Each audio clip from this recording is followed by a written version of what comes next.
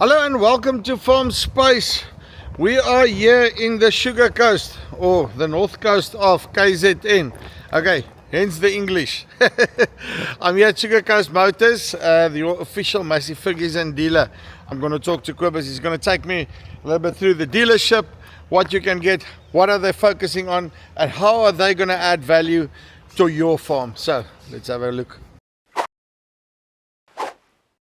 Kobus, how are you doing? I'm well, and yourself? No, good, thanks. Good. Welcome to Sugar Coast Motors. Thank you very much. Tell me a little bit, what is it exactly that you guys do, and what the products that you offer and so forth.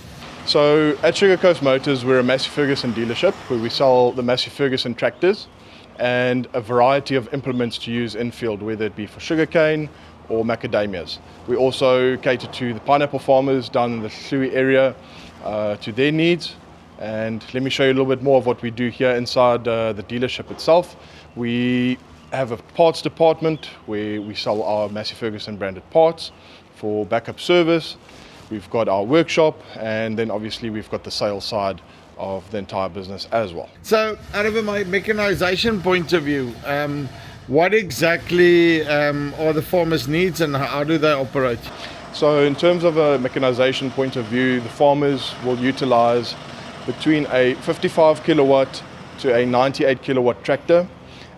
Our market is dominated by the global series, ranging from your 5709, 5710, 6711, 6712 and 6713. Runs right up to 130 horsepower. So for ground engaging, our farmers predominantly need rippers, they need plows, they need disc harrow. So if we're looking at crops, what types of crops first of all, and then horsepower wise, what are they working with for ground engagement and so forth? Okay, so for sugarcane, we're looking in your higher kilowatt range, anywhere from 60 kilowatts right up to your 98 kilowatt range, where the tractors will be performing the following duties from land prep and haulage. For land prep, you'd preferably want higher kilowatt tractor. Okay, let me show you our parts department. Right. Okay, welcome to Sugar Coast Motors Parts Department. Yeah. Let me introduce you guys to Temba, our friendly parts salesman. Okay. Does he know a Massey? That's the question. Good day, guys. I'm good. I know Massey Ferguson. That's a powerful tool that he use and is popular than any other tractors. As long as when I've got trouble, you can help me. That's what I need. Let's take a quick walk through. So you've got linkage, all your linkage stuff as well? As you can see, we've got the Sporix. They are our aftermarket supplier of our parts. If we take a walk through here, we're also a Husqvarna agent, where we sell the Husqvarna products. We can supply you with any of our AGCO oils made for your Massey Ferguson tractor. We also have a wide variety of other products in-house, should you need anything. And I mean, if we look at the parts, I can see that you've got, it looks like you've got enough parts here. I'm just going like through everything very quickly. How do you decide what type of parts to keep in stock and what not? So it's based off of a history, what we've ordered in the past and what was most commonly replaced in the past. Yes. So we have those known value items that we keep on the shelf ready for the farmer should they need it. And we also keep some of the other parts that aren't necessarily replaced as often, but just in case of an emergency, we do have them on the shelves. Just to showcase some of our AGCO stock, as you can see, we are fully stocked and ready to serve.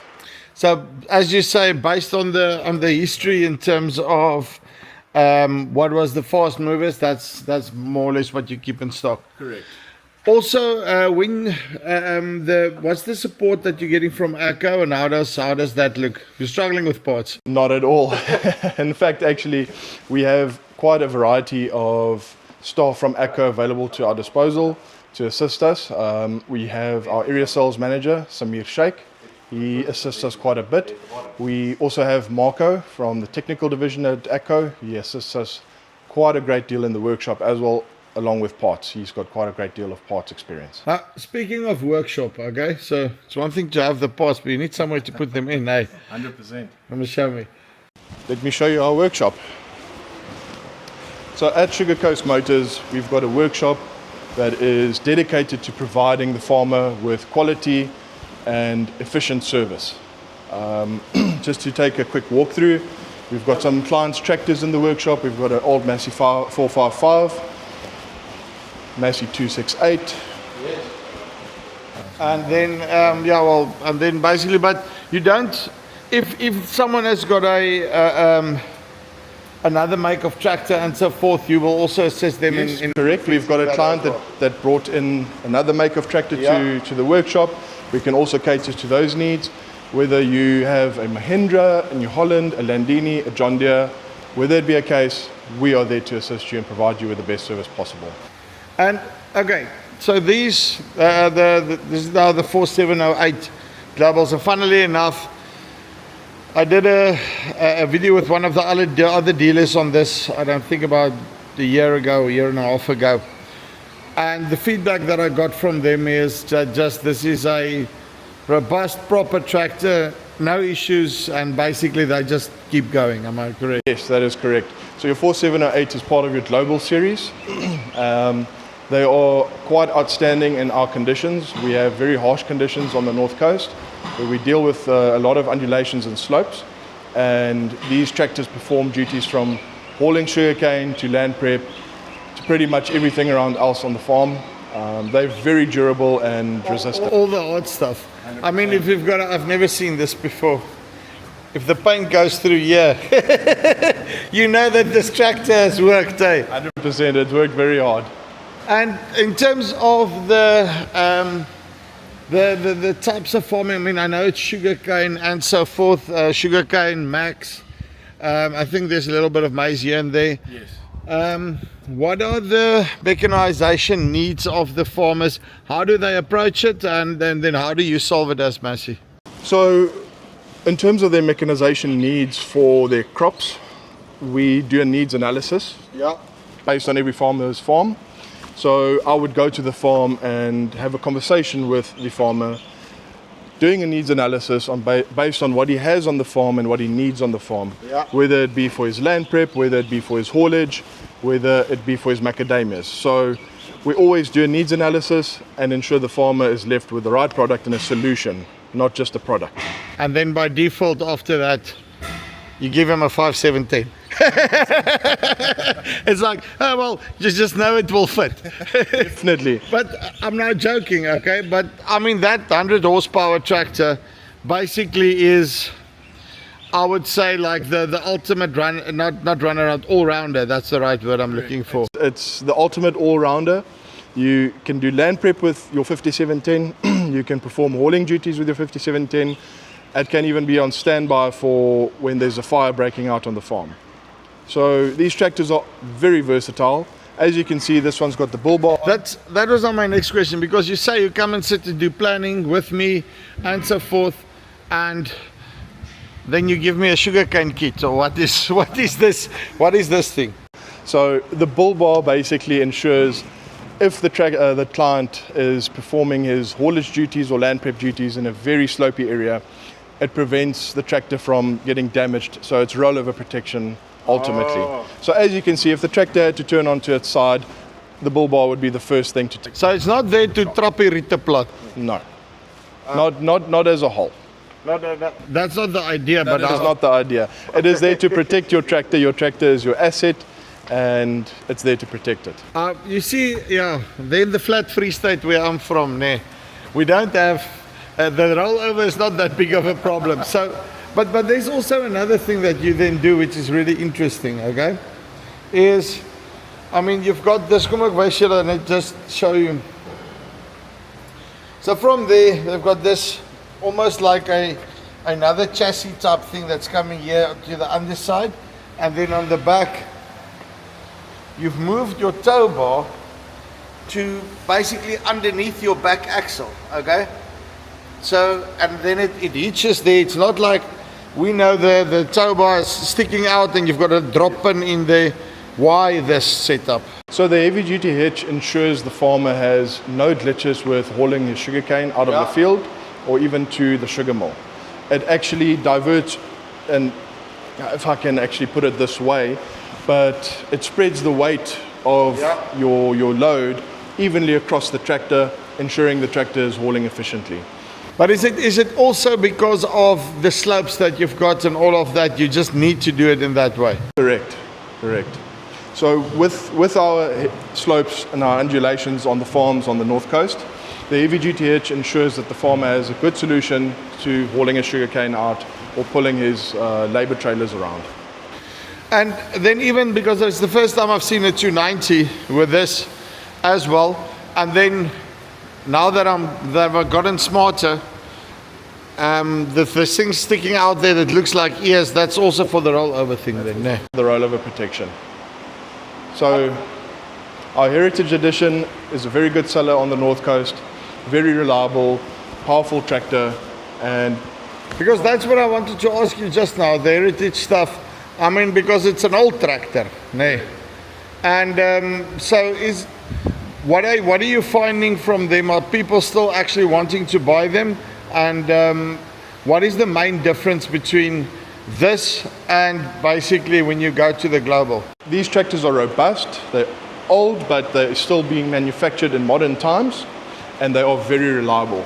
So we have clients asking for these on a monthly basis because of the reliability of these tractors. That is why they are called our Heritage Edition. They're robust, strong, and reliable. And they've proven themselves over the years, eh? Themselves through and through over the years. So, but I mean, obviously technology doesn't stand still, okay? Technology does not stand still. Where does this then come in, except for the higher horsepowers? But why would I spend more on, let's say, a 708 or something, a 4708 instead of going for a Heritage rather than a 4708? So it comes down to your total cost of ownership. The tractor essentially pays itself back to you. Yeah. And when you actually go, we do this quite a lot for our clients. We do a service plan for the clients and get to a total cost of ownership per hour. And when you compare it, it's unmatched.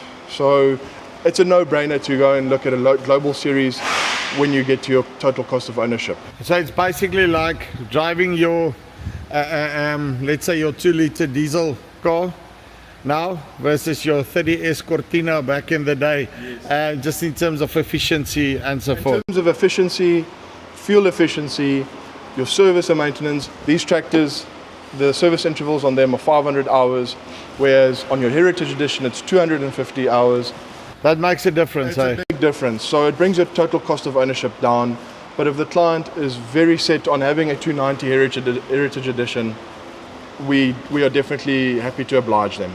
And then there's something else, okay, behind that truck, okay? So look at this, magic of TV. Right, so there's two planters that basically, let verdwaal hier na toe, nee. So just tell me quickly, these planters, what are they for, where are they going, and what are they going to do?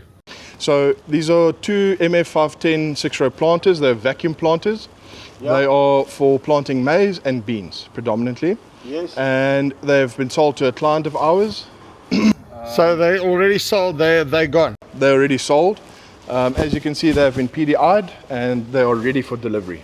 And they've got the full precision planting system on there as well, precision planting system on. So, but what's interesting is why exactly did the client insist on Massey Ferguson for the planters? It's very simple. We're the best in the business. Soos hulle in Afrikaans sê, so backcourt jam.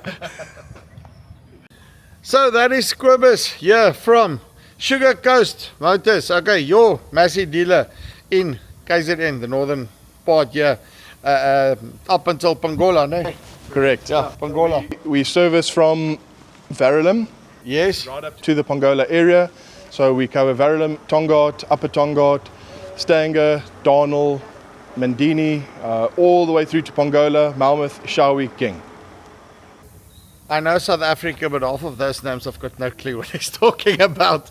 Okay, so if you're in that area, you're looking for a Massey, good value for money, good bang for buck, reliability, come in contact with them, link on top or below, and then they will sort you out. That's it from Farmspace. Till next time. Cheers.